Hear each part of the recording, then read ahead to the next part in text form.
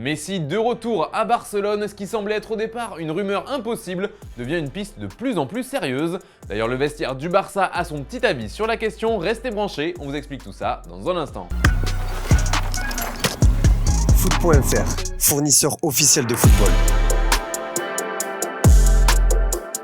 Bonjour à toutes et à tous et bienvenue dans ce nouveau JT Foot Mercato. La Catalogne est en fusion depuis que le président du Barça, Laporta, a validé son retour lorsqu'un fan lui posait la question.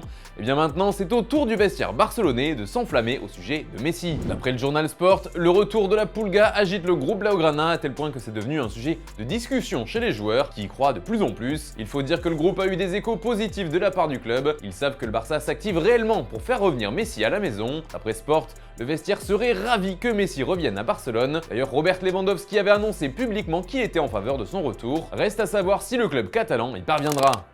Justement, le FC Barcelone va devoir trouver des solutions pour assumer cette opération financièrement. L'une d'elles peut être de recruter d'autres joueurs libres qui ne coûteront rien en transfert comme Gundogan.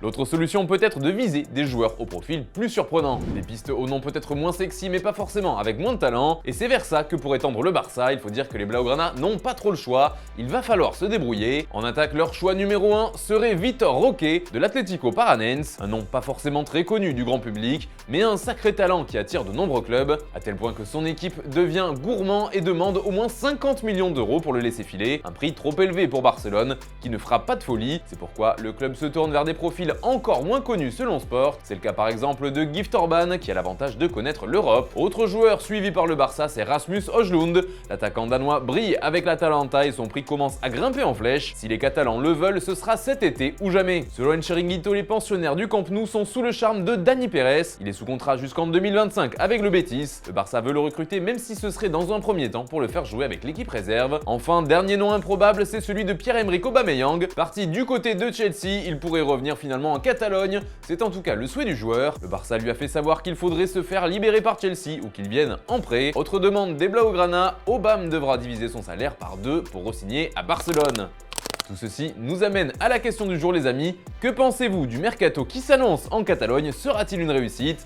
Donnez-nous votre avis en commentaire et on en reparlera demain. Hier, Stéphane vous demandait qui serait le coach idéal pour remplacer Rudy Garcia à Al Nassr. Et cette fois, c'est difficile de vous mettre d'accord, mais une chose est sûre, vous nous avez proposé de jolis noms.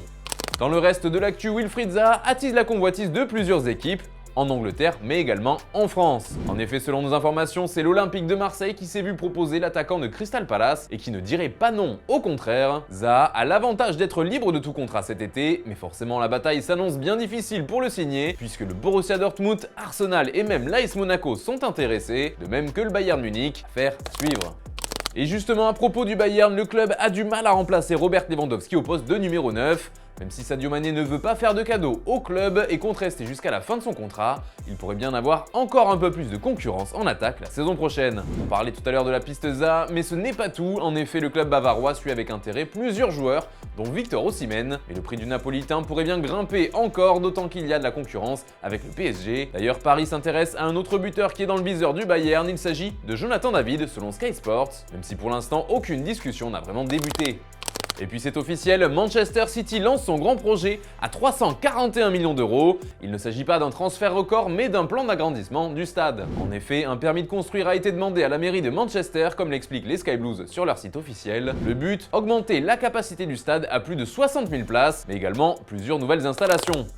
Allez les amis, on se quitte avec l'image du jour. Je vous en parlais ce matin dans la revue de presse. Liverpool a écrasé Leeds United 6-1, et ça a fait beaucoup de bien à Jürgen Klopp.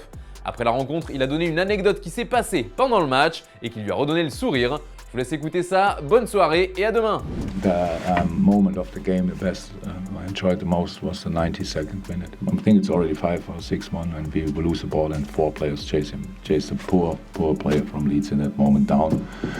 I think that's the basis for the whole game. Because that gave us stability. It was from a counter-pressing point of view definitely the best game we played this season.